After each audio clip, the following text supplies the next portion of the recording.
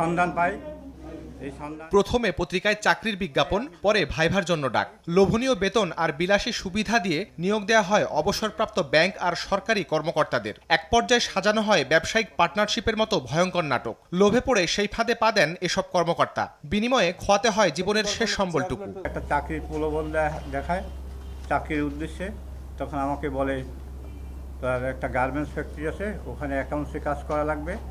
সেই অ্যাকাউন্টেন্ট হিসাবে আমাকে 1 লক্ষ টাকা বেতন দেবে। তো এই নজরুল ইসলাম বললো যে আমি বেশিরভাগ টাকাই দিব, আমার কাছে টাকা আছে, আপনি 70 লাখ টাকা দেন।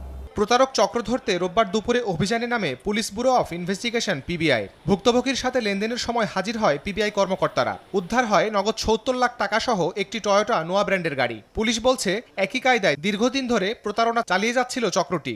চক্রগুলা টার্গেট করে ব্যাংকার, রিটায়ার্ড সরকারি কর্মকর্তা, এদেরকে যাদের হাতে পেনশনের টাকা আছে, রিটায়ার্ডের টাকা আছে, এই ধরনের লোকগুলোকে টার্গেট করে।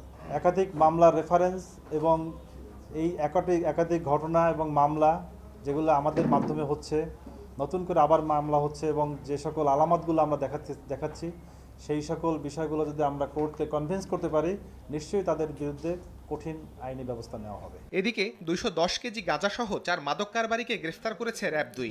দুপুরে রাজধানীর বছিলায় সংবাদ সম্মেলনে সংস্থাটি জানায়, রোববার গাজীপুরের গাছা থানার কলমেশ্বর গ্রামের একটি বাড়িতে অভিযান চালিয়ে গাঁজা ও 2টি মোবাইল, 3টি ডিজিটাল স্কেল উদ্ধার করা হয়। কলমেশ্বর বাজারের জৈনক শাহজাহান মিয়ার 4তলা বাড়ির নিচতলার ফ্ল্যাটের 2য় রুম থেকে এই বিপুল পরিমাণ গাঁজাটা উদ্ধার করা হয়। পলাতক আসামিকে আমরা গ্রেপ্তার করতে পারিনি, বাকি 4 জনকে আমরা গ্রেপ্তার করেছি।